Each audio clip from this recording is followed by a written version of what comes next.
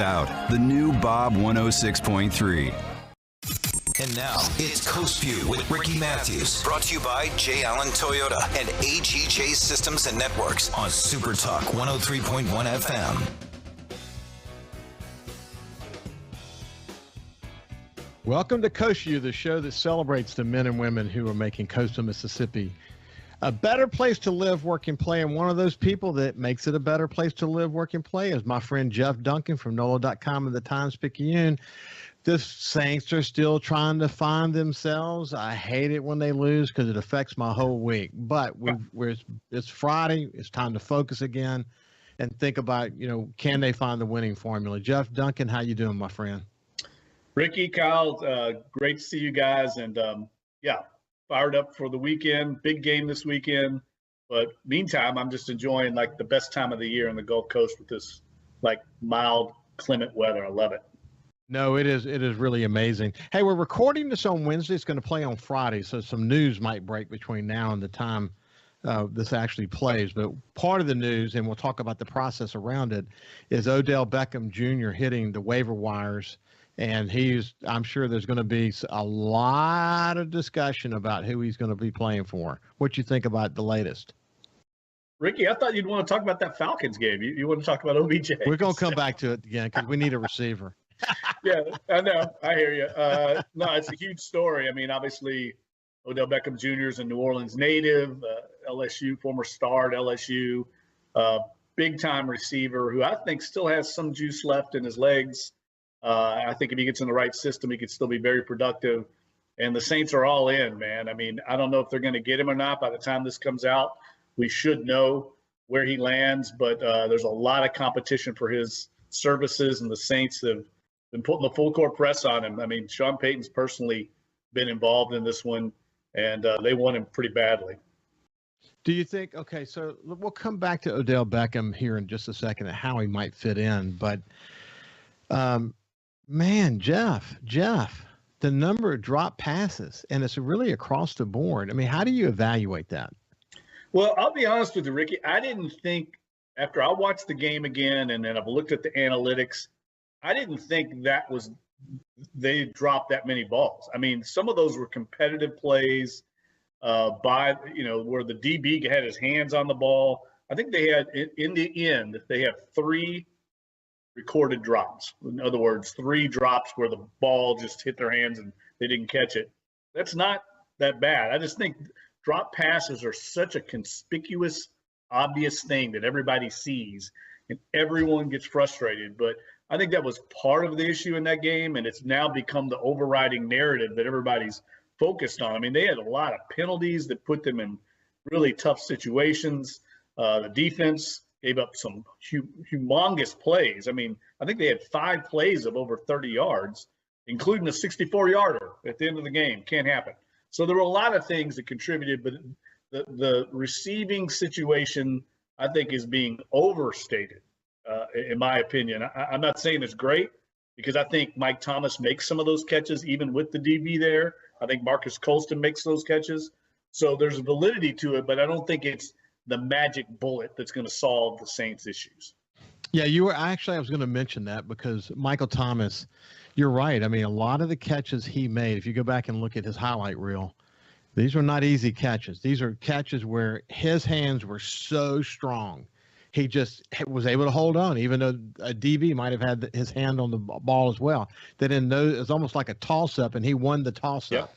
Our players currently aren't winning the toss-up. They're getting it knocked out of their hands or whatever the situation might be. Good defensive plays, I agree with you. Good defensive plays, but when you add those, here's another thing I'd say, Ricky. Just one other thing. Let me add on this. I think it's another perfect example of the greatness of Drew Brees and how we took for granted his ability to put the ball maybe where that DB doesn't get his hands.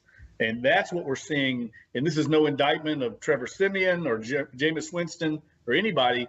This is the difference between a Hall of Fame quarterback and just a regular NFL quarterback. Drew Brees' greatness was ability to lead. I mean, we saw that happen in the game against the Falcons where Trevor Siemian's ball was a little behind Marquez Callaway. The DB gets his hand in, he gets knocked down, whereas Drew might have put that ball another foot and a half out in front. The DB doesn't even get his hands on it. So these little subtle nuances of having a Hall of Fame quarterback, I think we're starting to see it play out now in this season. It really, I mean, it's a game of inches, literally inches. Defensively, we didn't seem to have the pressure on the quarterback like we've been having. So what's your assessment of that? Yeah, I think it was a huge issue in that game. Sean Payton said so. I just felt like that game was going to be dangerous. I think I mentioned it.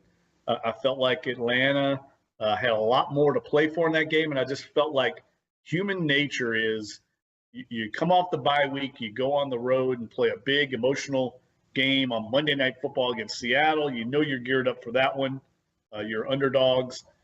And then you turn around on short rest and you play the defending Super Bowl champs in a huge game at home, electric atmosphere. And it just felt like this could be one of those games where you're a little flat.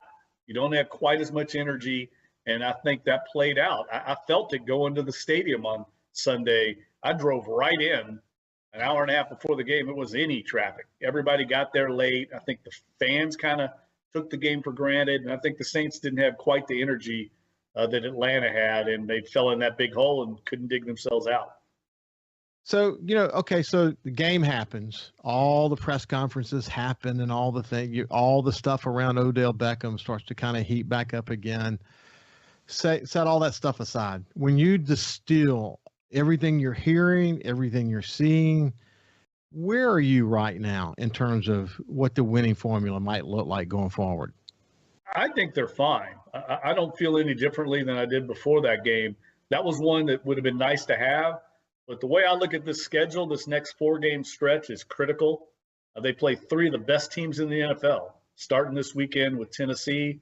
And then after the Philadelphia road game, which won't be easy, then you've got 2 back-to-back massive home games against Buffalo and Dallas, 2 of the better teams in the league. I think the Saints have to go 2-2 in this 4-game stretch. I think they can go 2-2. And if they are, say, sitting at 7-5 with their last, I think, 5 games, you look at that schedule, and I know it's tough to look at the schedule and predict wins, but I think the Saints could easily win 4 of their last 5. And then you're looking at 11-6. I think that's definitely a wild card berth. I don't think it wins the NFC South, but you get in the wild card hunt, get in the playoffs. It's been proven. It happened last year. You can get on a roll and win a Super Bowl. So I'm just as bullish as I've been on the Saints. I think their strength of their defense, but they can't have these defensive lapses. The defense has to bring it every week. That's the strength of the team. They can't afford to have these lapses, giving up 50, 60-yard pass plays. It just can't happen. The defense has to carry this team. I felt it. Well, first of all, they came back. What a great comeback. And it would have been the greatest comeback in the history of the Saints had that 64-yard pass play not taken place. But, I guess maybe it's history. The Atlanta, New Orleans games, all back as far back as you want to, you name it, all those 3-point games, that we were right there in it, won some, lost some. But you just felt like with that, about a minute left in the game, that was going to be plenty of time for us to go home heartbroken. I just felt it. I didn't think that we had it in the bag because they had made too many big plays in that game for us to just walk away and think we're going to have this one. Did you have the same feeling? Yeah, I mean, I actually thought the Saints would pull that thing out once they got the lead. The crowd was into it. Atlanta just looked like they had imploded, just like they did in the Super Bowl a few years ago. It was astronomical meltdown. But Matt Ryan played very well in that game, and the Saints had a coverage bust. I mean, they should not have been in that coverage. The rookie, if you go back and look at it, Ricky, he's the only one playing press coverage in that situation. They were supposed to be in a 3-deep, keep everything in front of you, defensive coverage. And Matt Ryan saw it immediately, checked, being the veteran quarterback he is, he checked into a different play, and they attacked it. And credit to them, he threw a perfect pass with incredible pressure in his face, and they just made a big play right at the right time. So I really, after I watched the game again, I really felt like the defense let the Saints down. Yes, they had some issues in the first half offensively with penalties and drop balls, but I really felt like the defense did not come to play early. They turned it up late, and then they gave up the big play when you can't give it up. That was, in my opinion, the assessment of why that game turned out the way it did. It's a year that we've talked about so many times when the Saints are trying to find themselves. They're trying to figure out what's the right mix of quarterback, what's the role of Taysom Hill. How do we get these young receivers stepping up to the plate in the way that we need them to?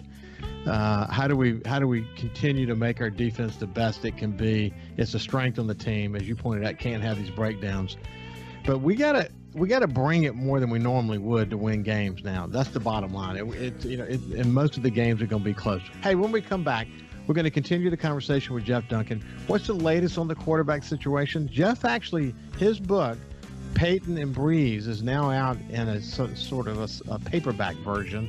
I want to hear the latest on that, and whatever else might be on Jeff's mind. We'll see you after this break.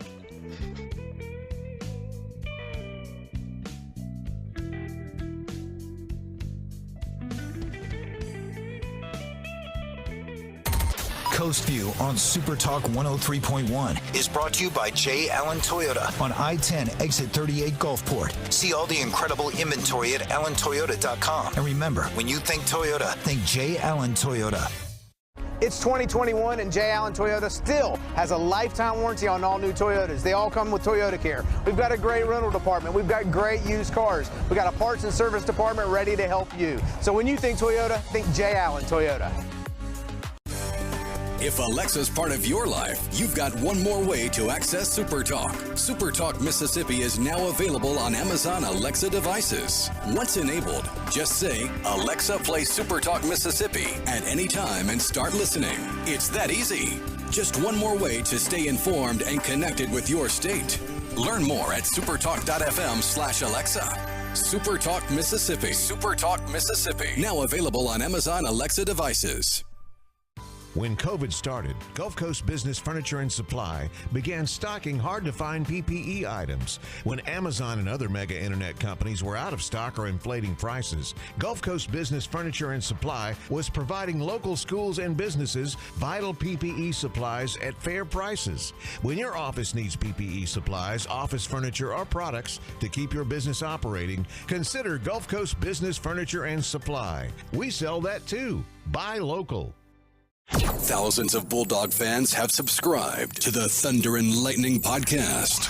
Have you? On each episode, Brian Haydad and Joel Coleman give you an inside look at your Mississippi State Bulldogs. The Thunder and Lightning podcast is free and available on demand at supertalk.fm and on your smartphone. Just search for Thunder and Lightning on iTunes, Google Play, or anywhere you listen to podcasts. Thunder and Lightning from SuperTalk, Mississippi, covering the Bulldogs like no one else.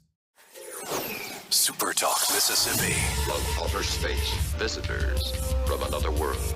We've had contact with bug-eyed monsters. This is actually a flying saucer. Flying saucer? I'm from another planet. Where late nights are kind of weird. Well, they must have a reason for their visit. The unexplained, the weird, and the downright creepy. Coast to Coast AM with George Norrie. Late nights. SuperTalk, Mississippi. Feeling down? Here's your prescription for a daily dose of good news and positive vibes. Good Things with Rebecca Turner. Every afternoon, Rebecca highlights all the good things happening right here in the state you call home. Daily exposure to Good Things with Rebecca Turner may cause smiling, feelings of positivity, happiness, and even laughter. When you experience these symptoms, tell your friends to listen. Okay. Weekdays starting at 2 p.m. here on SuperTalk Mississippi and now on Amazon Alexa devices. Hey, guess what?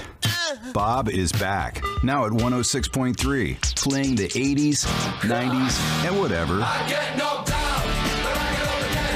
Check us out, the new Bob 106.3. Talking to the people that help make the coast such a unique place to live. This is Coast Vue with Ricky Mathews on SuperTalk Mississippi Gulf Coast 103.1. Welcome back to Coast Vue with my friend Jeff Duncan from NOLA.com and the Times-Picayune. And when we talk about Drew Brees and the real impact he had on this team, and it's important to listen to Jeff. Jeff, he's a member of the Hall of Fame Selection Committee. He's been Sports Writer of the Year many times. He's covered the Saints longer than anybody else. He wrote the definitive book on Peyton and Brees called Peyton and Brees, the men who built the greatest offense in NFL history. The book is by Jeff Duncan, and the foreword is by Steve Gleason, his friend Steve Gleason. But when we hear Jeff talk about this team and how it's different and what we might have taken for granted as it relates to Drew Brees, Jeff knows what that's all about. Jeff, the book has really done well, hasn't it? Yeah, I've been very pleased with sales. I mean, we're completely out now of hardcover copies. The first edition of the hardcover completely sold out. We do have a new shipment of our paperback, our really nice, classy paperback edition that has the updated epilogue of the 2020 season. So that is out now, and they're cheaper, so they're a great Christmas gift. I've already sold a bunch of them, signed personalized copies, so excited about that. And I think if you have a need for a Saints fan holiday gift, I think it would be a good one. They still hold up very well. You can learn a lot about not just Sean Payton and Drew Brees, but the Saints offense and why it has been so successful over the years. Not quite as good this year without Drew Brees, but I think you can learn a lot of best practices and business principles as well about how to apply some of these principles that the Saints use to be successful. Well, I think, and you and I have talked about this many times before, but to me, as I said before, the book will actually stand the test of time. While it's a book about Peyton and Brees, and people may say, well, that was before, and it doesn't really apply today. What applies today is the entire notion of this: you have to have a PhD in offense to play in this system.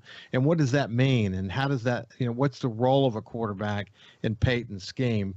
But as I've said so many times, and you mentioned about business principles, the overarching story here is about success and dogged determination and building, burning the midnight oil and working your finger to the bone and recognizing that there are no short steps, that there's no shortcuts around success, that you got to put the time in, you got to do the research. You're only as good as your last performance. Then you got to get up and do it all over again. These guys personify that. And that's why I think you continue to be positive about Peyton's ability to adapt to the moment with the players that he's got and still have a winning scenario. I mean, that's what I got from the book. Yeah, that's a great point. I think there's a lot of leadership qualities that you read about from both men. The attention to detail, the work ethic, all those things. You don't have to be a football fan to appreciate this book. And I'm saying that in all honesty. When I went in to do the research on the book, I learned along the way just how to apply yourself. And you learn there's no shortcuts to success, Ricky. I mean, in any walk of life, these things, it just doesn't happen overnight. And I think if you read some of those chapters about how they put together a game plan, I mean, it's pretty eye-opening just how much work goes into a given game plan and why the Saints are so successful. And I think it applies this year. You can learn about why they've been successful this year, even without Drew Brees, because of the attention to detail and the work ethic. It's going to be interesting. One of the things that I really respect Sean Payton for is his ability to connect with his players, his ability to minimize individual personalities and empower his leaders to inspire the team, to stay together as a team. It will be interesting to see if they were able to get Odell Beckham Jr., who can tend to be sort of a personality and bring a little bit of a sideshow to the team. Can he manage that? Well, I think that's one of the selling points Sean Payton would make in his pitch is, hey, you come in here, you can be yourself, but you still have to be a part of the team. They've fostered this winning culture in the locker room that I think is a strength of the Saints. It allows players like a Mike Thomas, like C.J. Gardner-Johnson, and Quan Alexander. I mean, these are guys have very strong personalities, mercurial personalities in some cases, but they've thrived in this Saints system, and it's never gotten bigger than the team. And I think that is a selling point to Odell Beckham Jr. I think Odell Beckham Jr. at this point, having played where he's played, wants to win. He wants to win at a high level, and the Saints certainly have a strong track record of the success they can sell to him. And I'll tell you one other thing that I'm writing about this week at NOLA.com and the Times-Picayune. Wherever Odell Beckham Jr. ends up, it looks like it's going to be either New Orleans, Kansas City, Green Bay, outside chance at Seattle. But I think it's very interesting, Ricky. I think you could see why I think his recruitment is a case study in why the NFL is so popular. We're talking about three of the smallest markets in the NFL have a chance to get this big name receiver who lives in Los Angeles in the offseason. And that is the power of the NFL, that these small markets can compete for a big star, much like Tampa Bay did in getting Tom Brady. That doesn't happen in most other professional sports leagues. They're all going to the big markets, especially the NBA. I think that is to the detriment of those sports leagues because the fans in the other markets don't feel like they can compete. In the NFL, you can go get an Odell Beckham Jr. in a small market. You can get a Tom Brady, and that is the power of the NFL and the revenue sharing plan they have. What's the latest on Gardner Johnson's injury? Well, I don't know. We've not seen practice report yet, so I don't know. I mean, it did not sound good. It was a toe for sure. I saw it right when it happened, and the fact that he had to be carted off and the fact that we talked to some of his teammates afterward and they sounded bad, that was obviously a loss. But I would say, I mean, the Saints are deep at that position. P.J. Williams came in and played well. They're going to go after P.J. Williams. They're going to go after Paulson Adebo. There's no doubt those are the targets in the Saints secondary. That's why they've got to have Marshawn Lattimore play like the lockdown guy, and he gave up a lot of plays in that game. They can't have that. They've got to have their best players, the guys they're paying to be elite every weekend. Quan Alexander comes back from his injury. You don't hear his number being called as often as you did. Is he 100% or just trying to work his way back in, get into the flow? What's your read on him? I've got some serious questions just watching the film of him. He does not look the same. That's the reality of coming off an Achilles tendon tear. More often than not, players lose that explosiveness and that burst. And I'm not seeing it on tape right now. And I'm sure opponents aren't seeing it on tape as well. It's going to be interesting to see how that plays out because I'm sure the Saints are seeing it as well. Mm-hmm. Unfortunately, because he was such a spirited player out there, and you just don't see that now. I mean, he was leading the play, and oftentimes he's kind of following the play, which is not a good position to be in. Okay, so you studied the tape on Simeon. What's your grade on him? Yeah, I thought he played fine. I don't think he was the issue. I mean, his ball placement could be a little bit better, but he also put some balls in that were dropped, like we said. I mean, he didn't get a lot of help. I mean, he was in a lot of second and third and longs because of the penalties in the first half. You're not going to convert 3rd and 29, 2nd and 20. That's not going to happen in the NFL. So the Saints have to play better around him. And look, I don't think it's a given that Trevor Siemian is the guy the rest of the year. Sean Payton has pretty much said that. I think this is going to be a week-to-week basis on this quarterback situation. I don't think they felt 100% about Taysom Hill in the game plan because of his coming off concussion. There's a reason he had such limited touches and limited snaps. He played 17 snaps. That's well below his normal playing time allotment. So I think as we see this play out and Taysom gets healthy, I think he could be back in the mix to be the starter. I think it could be something that goes week to week the rest of the year. Well, we saw when he came in for that series of plays. I mean, he converted a couple of really strong passes. But one of the things that I wanted to ask you about is that, man, when he threw the ball, and this tends to be his style, he throws the ball like a bullet. I mean, it's coming out fast, whereas Simeon's got touch. What's better, the bullet or touch? It just depends. I mean, I think the thing that Sean pointed out after the game, the reason they're so intrigued by Taysom Hill is when he comes in, defenses play the Saints differently. They play a lot of what they call single high safety with just one safety back, and you get some better pass looks because they're afraid of the rushing attack with Taysom Hill in there. They have to play differently, and that's what opens up some of those pass routes that we saw him connect on. And that's the appeal. That's the same thing that other running quarterbacks in this league have. It's why Kyler Murray's having such a big year. Lamar Jackson's having a big year. The game has changed, and having that running threat at quarterback opens up a lot of things in the passing. It makes things a little easier. So who's going to start this weekend? I have no idea. I really don't.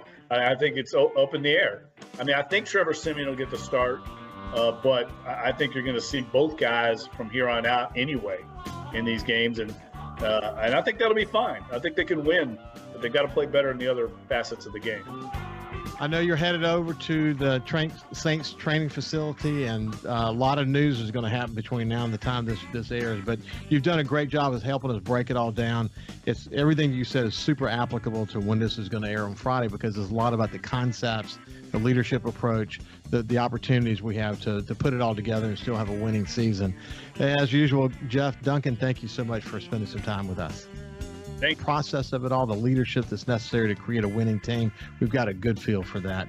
Anyway, when we come back, we'll continue the conversation. We'll see you after this break.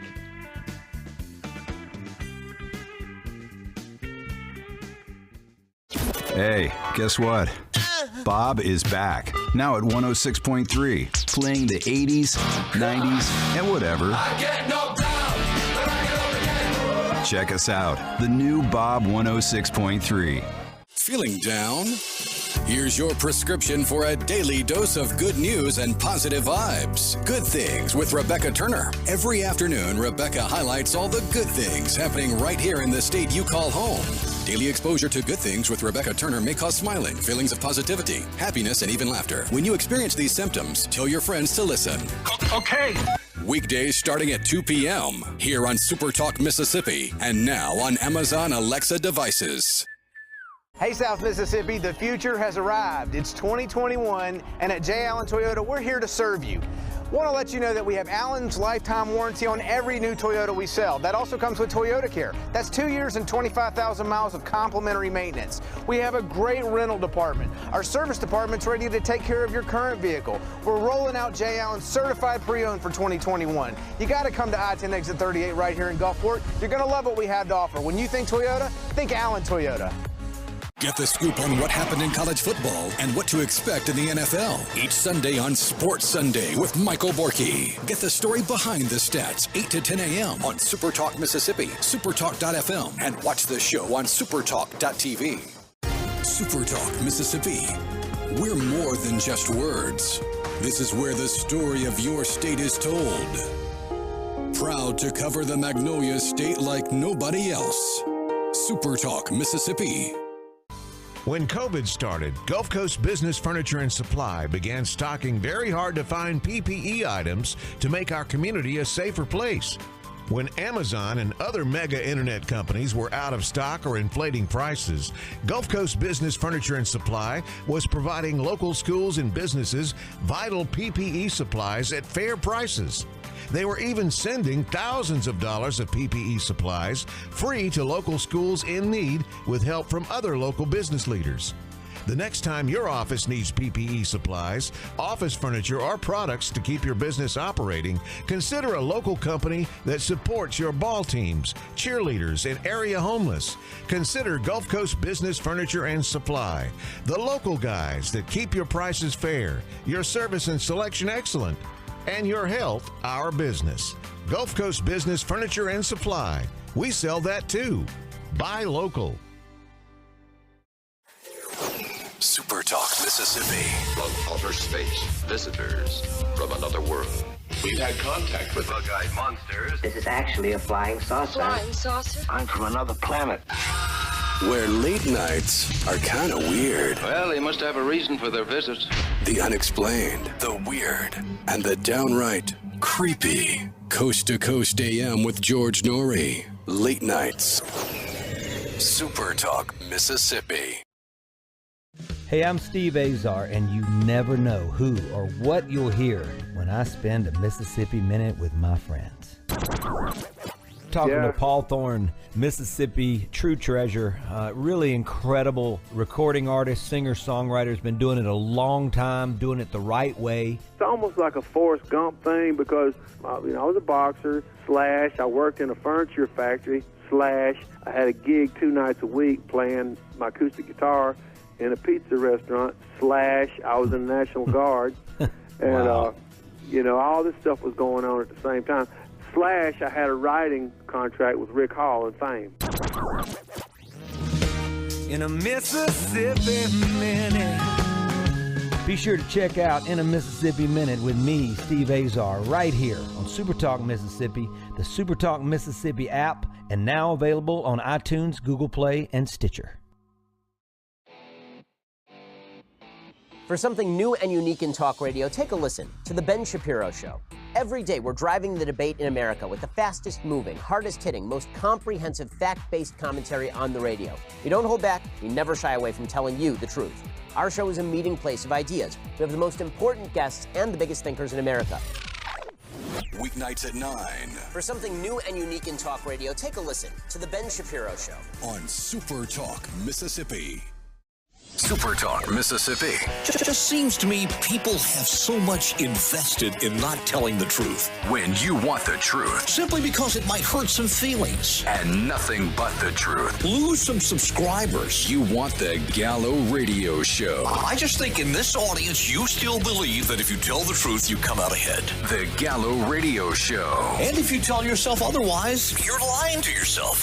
Mornings on SuperTalk Mississippi. Hey, guess what? Bob is back, now at 106.3, playing the 80s, 90s, and whatever. I get knocked down, but I get up again. Check us out, the new Bob 106.3. And now, it's Coast View with Ricky Mathews. Brought to you by J. Allen Toyota and AGJ Systems and Networks on Super Talk 103.1 FM. Welcome back to Coast View. I really enjoyed that conversation with Jeff Duncan. As much as this year's Saints season is a little bit frustrating, I guess, we're going to have to find our path, our path forward. Who's going to be the quarterback of the future, and solving the receiver issue and making mistakes. The team's still trying to find itself, and I think Jeff does such a good job of helping us zero in on what to look out for. And, I always say this, that when the Saints are winning, I can't get enough Saints news. When they're losing, I can't get far enough away from them. But as we get to the end of the week, we can, start to look forward to this next Sunday and the game that we're going to have, and hopefully they'll do better. But anyway, let's shift gears now. I want to welcome my guest to the show now, Ron Jenkins, who's the Installation Energy Manager for Naval Construction Battalion Center, the CB base here in Gulfport. How you doing, Brian? Doing great. Thank you. Good. Look, I said Brian. I meant Ron. Sorry. Brian Lamar, who is our public affairs guy from the CB base, has done a great job over the course of the last 2 years working with us at Coast View, me and Kyle and Cammie, to make sure we continue to focus on the kind of contributions that are being made, not only on the base, but that are so significant that are getting national attention. And I'll come to that in just a second. But I really appreciate Brian Lamar. He's been a great friend and a good partner for us, representing the CB base, doing such a good job. We're going to get into why we have you on the show today, Ron, here in just a second. But tell me real quick about what the Installation Energy Manager is all about. All right. Well, thank you for having me in another beautiful day in South Mississippi, a day that's actually friendly to our energy system here. It's not too hot, it's not too cool, and the humidity is down. But so the Installation Energy Manager, if you think everything utilities, specifically power, water, and we use natural gas. So I'm in charge of the infrastructure that supports that, to keep the lights on, to keep the ACs running, keep the water flowing, and things of that nature. Yeah, it's interesting. Brian, and the story that he wrote about your recent award, the improvements that you've made in all of those areas is just incredible. And let me just say this, that for you to get a top energy award from the Secretary of the Navy, one of two for small installations, has to be a great day for you and your team. Yeah, we were thrilled and honored, and actually a little bit surprised that we got the award, and it was announced back in October on a Friday. When when you're going out the door, sometimes you're not getting the best news, during the workday, but it was a nice surprise before a weekend. And it's an annual award that the Secretary of Navy gives out that recognizes excellence in the areas of energy security, technology, program management, and efficiency. And so, this was across 71 naval installations around the world. Yeah, it's really cool. Actually, the other one was the Marine Corps' logistics base in Albany, New York. So the CB base here in Gulfport, along with the logistics base in Albany, New York, were the two recognized by the Secretary of Navy for these energy awards. The other thing it recognizes for, in addition to what you just mentioned, is innovation. You've got to have a team that's really focused on improving, and in your case, very significant improvements in energy usage and the way you deploy the technologies and all of that. But it is a real team effort, isn't it? Exactly. And so, I've only been in this position 13, 14 months, and obviously can't take much of the credit, because the culture at this installation has been around for quite some time, and the investments and improvements that they've made into our energy system go way back before me. And it's nice to be the person in the seat when you get that award. But the congratulations and all that stuff goes to our CB community. Yeah, I mean, what's interesting to me, and I'm a former operations guy at a newspaper, and for the old days, the newspaper, we had printing presses, and we were using some of the latest technology as it related to that. And then the pre-press area, lots of technology, lots of computer systems as it related to sort of the efficiency of the building. We dealt with heat exchangers and all the stuff that had to go with that. Generator power with diesel, and I mean, the wide range of stuff that you would have to do to run a full-fledged manufacturing operation. And when I look at technology, is really, if you look just in the past 10 years, technology has really enabled you in ways. I mean, for example, the way you're deploying diesel generators, combined with solar power. 10 years ago, we weren't even thinking about that. I mean, I know it was part of the conversation in this area of energy, but the fact that you're deploying it now in a pretty aggressive way is it's just moving pretty quick, isn't it? It sure is. And talk about technology and innovation. So, I think part that helped us win this award this year is we installed what's called a microgrid. And so a microgrid gives us the ability to do large-scale backup generation, yes, through diesel generators, energy-efficient ones at that, and it does tie into photovoltaic, a PV or solar arrays, so we get renewable energy into that. So we designed a footprint that takes a lot of our key operational facilities.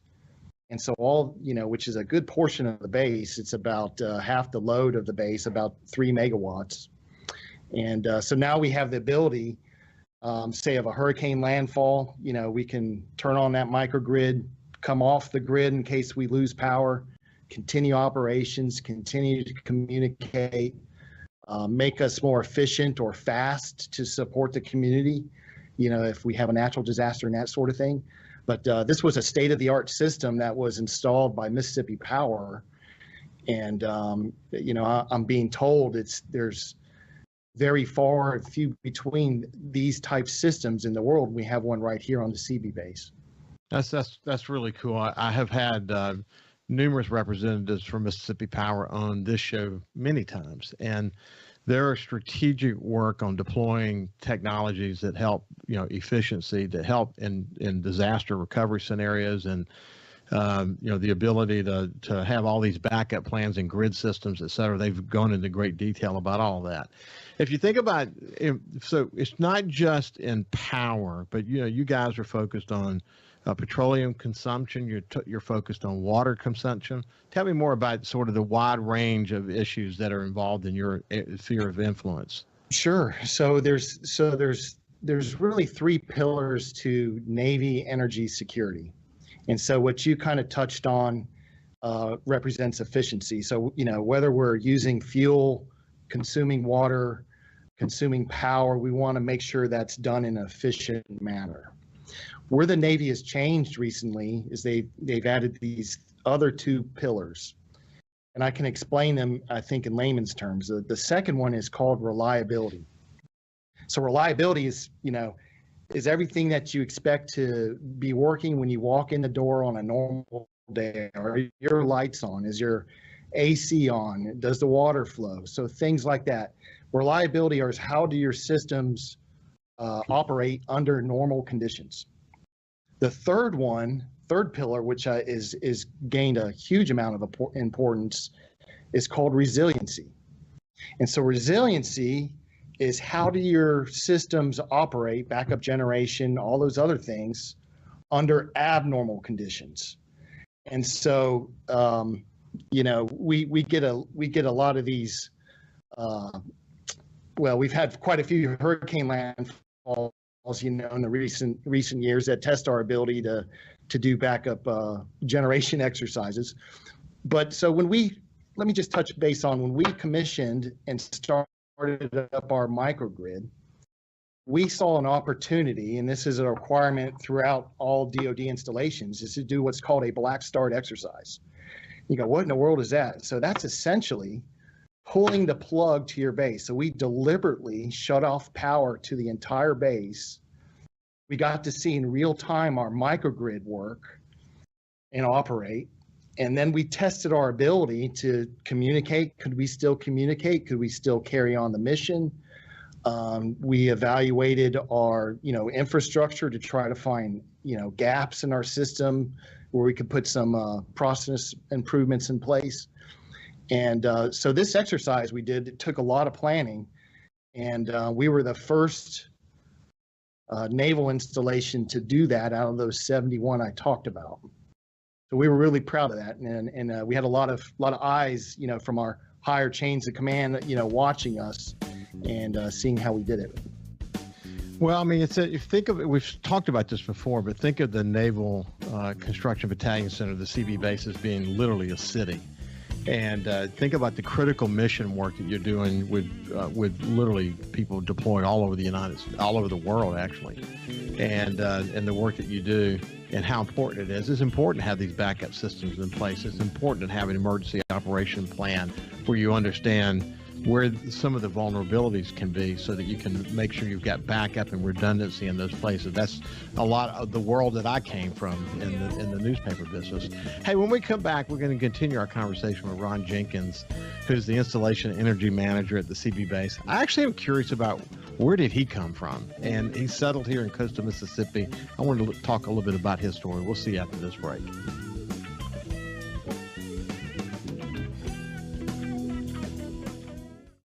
Hey, guess what?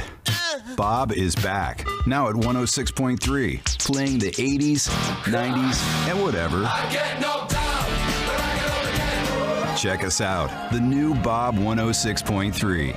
Hey, South Mississippi, it's Jay Allen at Jay Allen Toyota, and I got something new for you for 2021. It's the Jay Allen Certified Collection.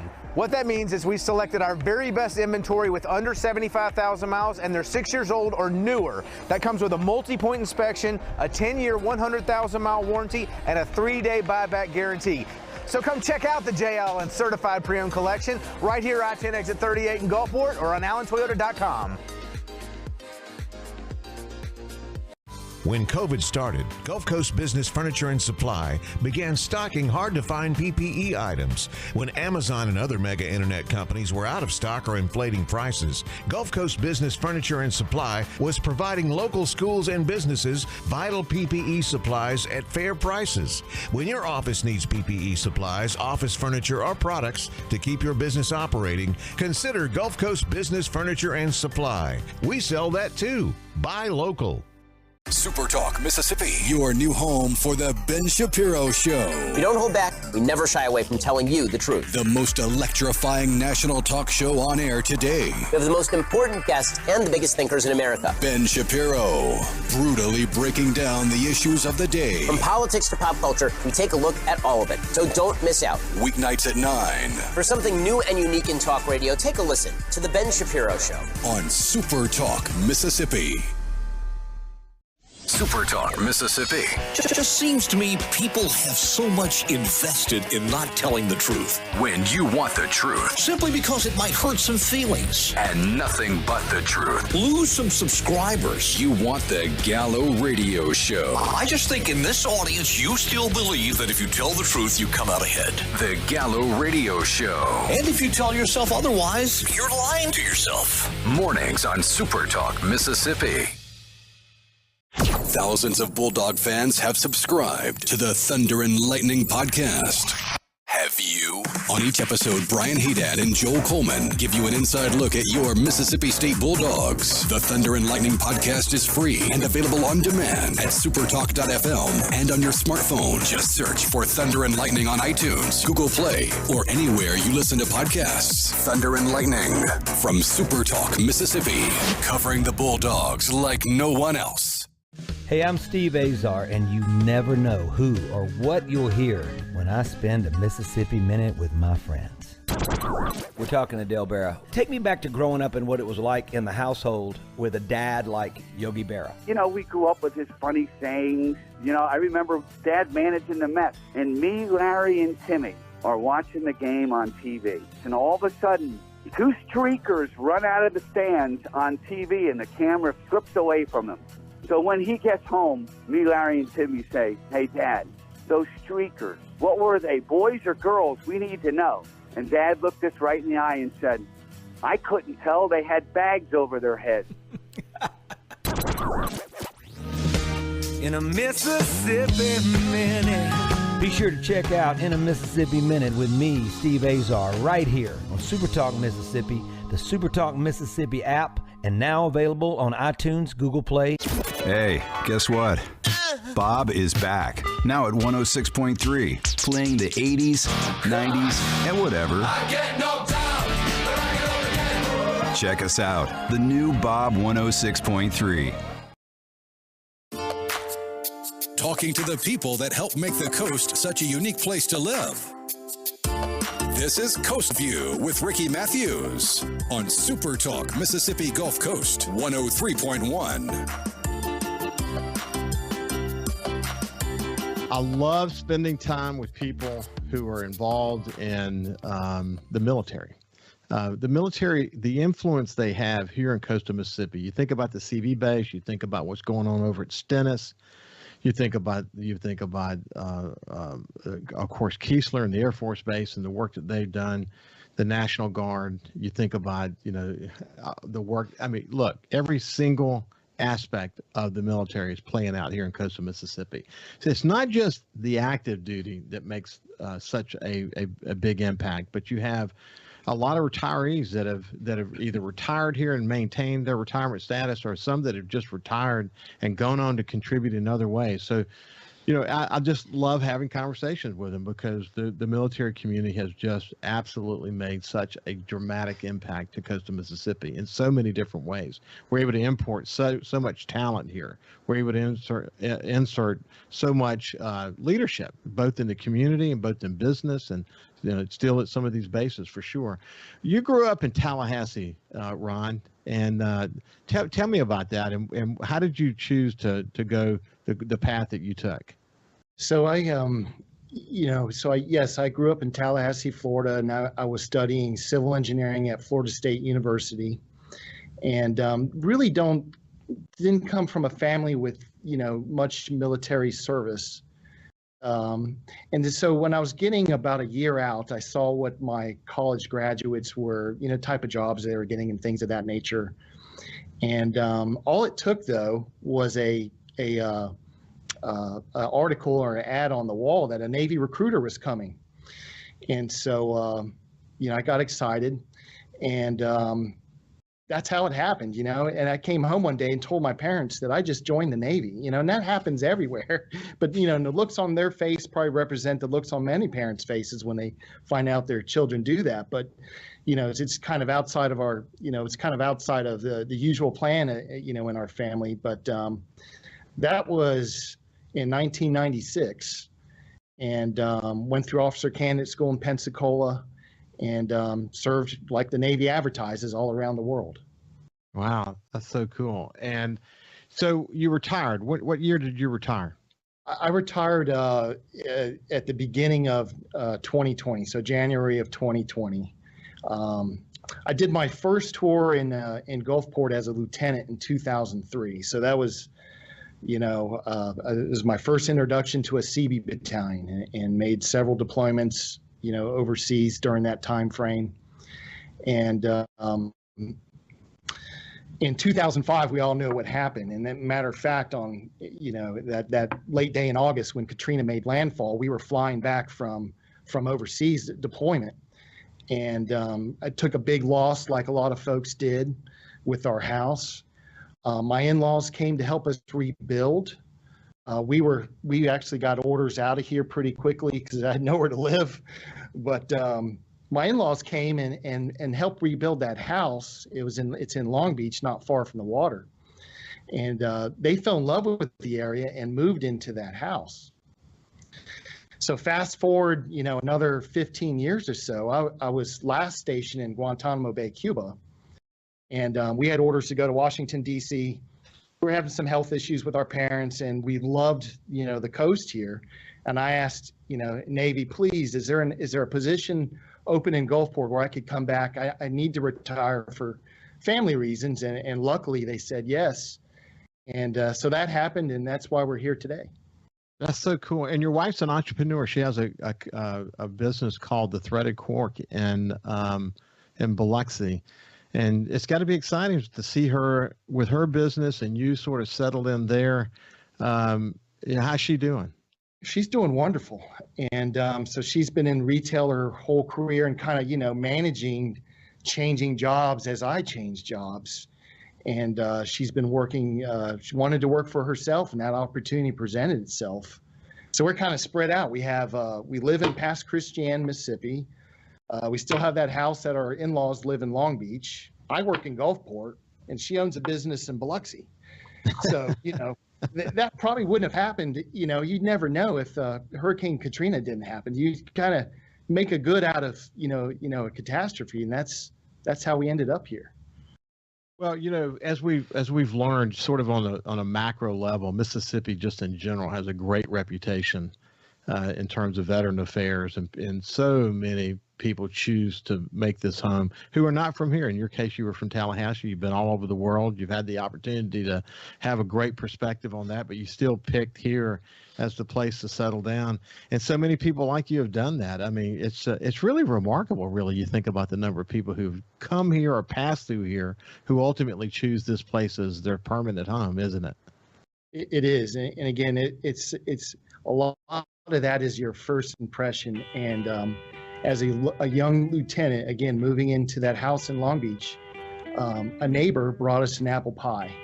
And that has lasted a lifetime. That you know, act of generosity, you know, from a neighbor moving in, and I never got that experience anywhere else.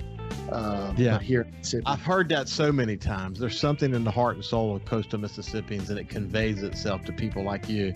But look, we're at the end of our time together. Ron Jenkins, Installation Energy Manager for the CV base. It's been a pleasure to get. You're a great spokesman, incidentally.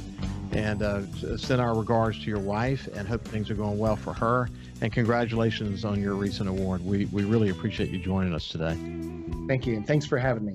You bet. You bet. Have a great day, and we will see you on Monday.